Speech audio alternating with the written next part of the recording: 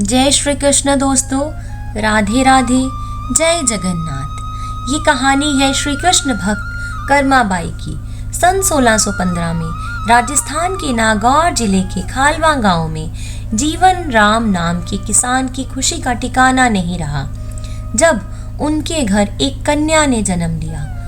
उन्होंने उस कन्या का नाम कर्माबाई रखा। जीवन राम भगवान कृष्ण के परम भक्त थे। उनके घर में भगवान कृष्ण को भोग लगाने के बाद खाना खाने का नियम था।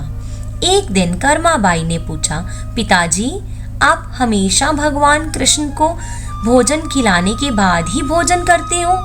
जीवन राम ने कहा, हाँ बेटा, जब भगवान कृष्ण को भोजन ग्रहण करा देता हूँ उसके पश्चात ही मैं भोजन ग्रहण करता हूँ। पिता से ये सब देखते सीखते कर्माबाई का बचपन बीत रहा था। कुछ वर्षों बाद एक दिन जीवन राम ने कहा, बेटी कर्मा, मैं कुछ दिनों के लिए तीर्थ यात्रा पर जा रहा हूँ। मेरे पीछे से भगवान कृष्ण की विधि से पूजा करके उन्हें भोग लगाकर ही भोजन ग्रहण करना।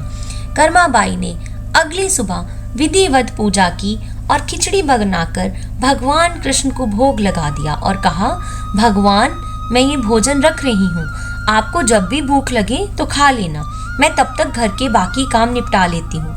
थोड़ी देर बाद कर्मा ने देखा भोजन तो वैसे ही पड़ा है, भगवान तो भोजन खा ही नहीं रहे हैं। चलो थोड़ा घी और गुड़ और डाल देती हूँ। उसने थोड़ी देर बाद देखा और सोचा कि इसमें तो मैंने घी भी ज़्यादा कर दिया, ये तो फिर भी नहीं खा रहे। फिर पिताजी ने तो मेरी जिम्मेदारी मुझे सौंपी थी, मुझे ये जिम्मेदारी सौंप कर वे तीर्थ यात्रा पर गए थे।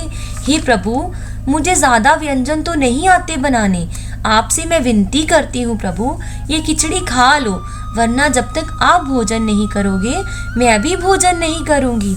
कर्माबाई नाराज़ होकर शाम तक भूखी प्यासी उनके सामने बैठी रही।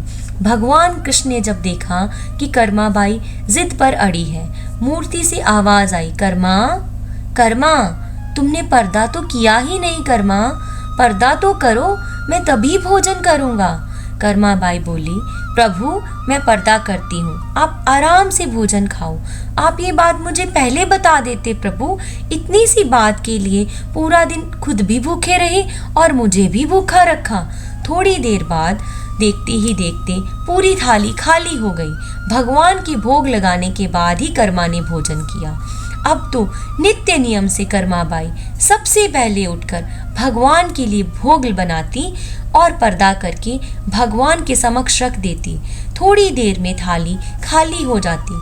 कर्माबाई ने सोचा, मुझे लगता है कि भगवान को सुबह जल्दी भूख लग जाती है, अब मैं सबसे पहले भोग बनाऊंगी, उसके बाद स्नान वगैरह और घर के बाकी के काम करूंगी।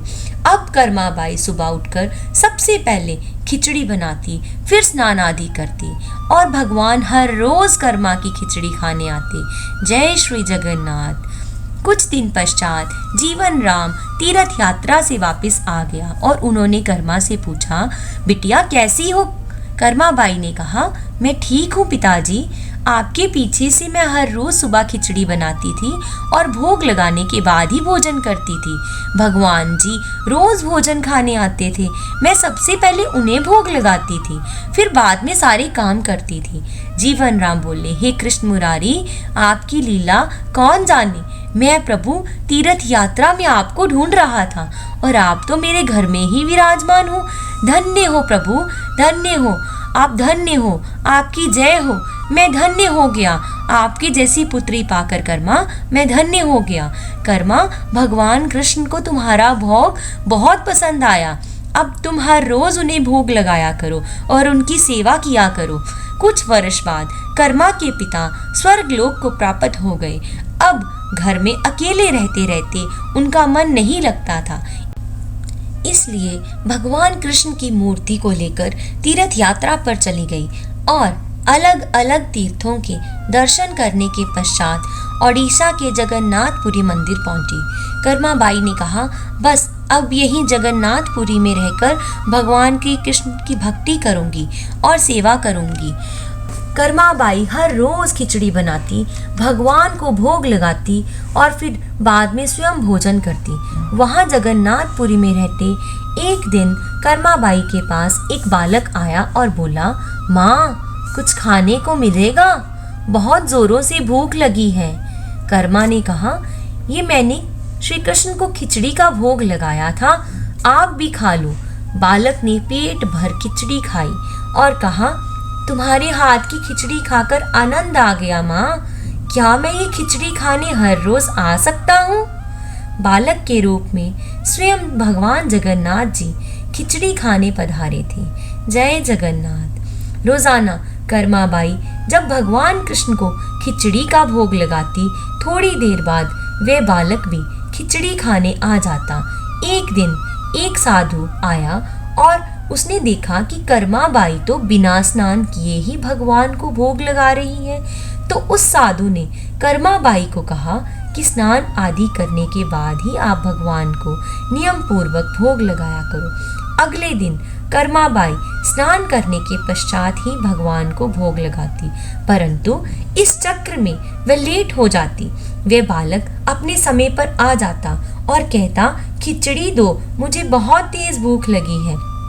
कर्माबाई उसे खिचड़ी देती। वे बालक जल्दी जल्दी खिचड़ी खाकर बिना हाथ साफ किए ही चला जाता। जब मंदिर के पुजारियों ने देखा कि जगन्नाथ भगवान के मुख पर खिचड़ी लगी है, वे सोचने लगे, ये कैसे, मंदिर में तो कई दिनों से खिचड़ी का भोग नहीं लगा, फिर ये खिचड़ी कैसे? हे प्रभु, ये कैसी लीला है आपकी प्रभु? भगवान जगन्नाथ जी पुजारी के स्वप्न में आए और बोले कि मेरी एक भक्त है जो जगन्नाथपुरी में रहती है, उसका नाम कर्मा है। वे बहुत ही प्रेम भाव से सुबह उठकर बाजरे की खिचड़ी का भोग लगाती है। मैं रोज उसकी खिचड़ी खाने जाता हूँ, वे मुझे बहुत पसंद है।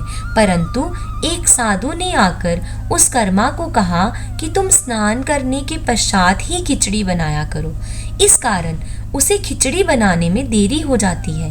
इन सब कार्यों में मुझे देर हो जाती है और भक्तगण मेरा इंतजार कर रहे होते हैं, इसलिए मैं जल्दी जल्दी खिचड़ी खाकर आ जाता हूँ। पुजारी ने उस साधु की हर जगह खोज की और उसे बुलाकर सारी बात बताई और कहा कि तुम उस कर्माबाई को बोलो कि तुम जैसे पहले भोग लगाती थी वैसे ही भोग लगाओ।